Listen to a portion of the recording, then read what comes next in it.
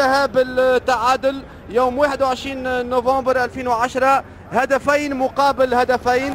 انذاك المدرب فوزي البنزرتي كان مدرب الترجي الرياضي التونسي، ومراد محجوب من جانب النادي الافريقي.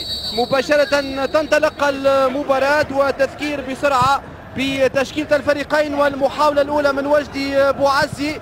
قبل ذلك والهدف الأول هدف قياسي للترجي الرياضي التونسي والإمضاء لأسامة دراجي. إذا أسرع هدف أسامة دراجي تقريبا 15 ثانية يفتتح نتيجة للترجي الرياضي التونسي. ملمس حتى كرة أي لاعب من جانب النادي الأفريقي. إذا الهدف الأول أسرع هدف تقريبا رقم قياسي عالمي. الكرة مباشرة لوجدي بوعزي، نشوفوا من جديد وجدي بوعزي واختتام الكرة كأحسن ما يكون منذ البداية بالنسبة لأسامة دراجي. إذا هدف مقابل 0. هذه هي نكهة لقاءات الأجوار.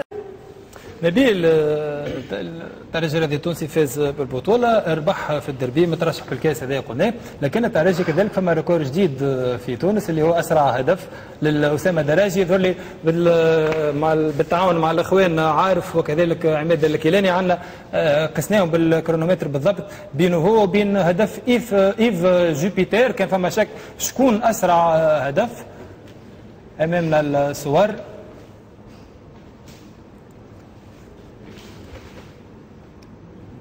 هذا هدف أسامة الدراجي في الديربي. الريكور نتاع زين بولت هذا في 100 متر. هذا هو الهدف، وهذه الصور الخاصة بهدف إيف جوبيتر من نادي حمام لنف.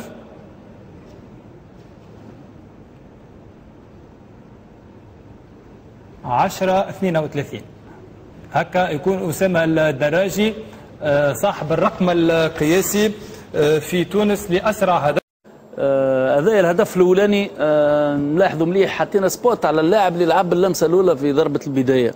هذا يعني كو دونفوا اوفونسيف، يعني تعرف ثم فرق يلعبوا ضربة البداية ويرجعوا كرة تاني بالكل ويبدا يخدم، وثم ليسبري اوفونسيف تاع الجمعية تحب تمركز وتحب تلعب حتى بالربح. بالضبط. حبيت نركز هنا على اليكسيس اللي هو هنا، وشوفوا الدراجي اللي لعب ضربة البداية اللي عليه سبوت، وهذا اليكسيس. يعني الدراجي باش يلعب الكرة ويمشي ضربة البداية ويمشي حتى ل 18 متر. شوفوا اليكسيس كان هو قدامه، من المفروض كان انتبه شوية، يعني كان ينجم يقص المشكلة. نتصور انه باش نعاودوها الهجمة ذي من الاول، نعاودوها لانه ثم حاجات ما زلت ما تكلمتش فيهم. هنا هو قدام الدراجي، لكن الدراجي الفرق ما بين اليكسيس والدراجي هو ان الدراجي عمل ان سبرينت 200 متر باش يلقى روحه في منطقة 18 متر، واليكسيس صح. نحب على الدراجي على سبرينت يعملوا، لكن التايمينج وفات اليكسيس اما جاء في الوقت ولقى روحه في المكان المناسب بالسجل الهدف. واليكسيس رجع بخطوه يعني بطيئه وفاتته الاحداث، يعني كل ما عادش ينجم. شوفوا هنا العمليه، يعني شوف اللاعب الاول، يعني الدراجي هذا لعب ضربه البدايه، هذا سجل، وانا حبيت نحط المسافه اللي ما بين اليكسيس والدراجي.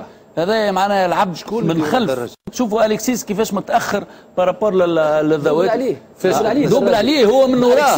اليكسيس في باله الدراجي خلاه وراه.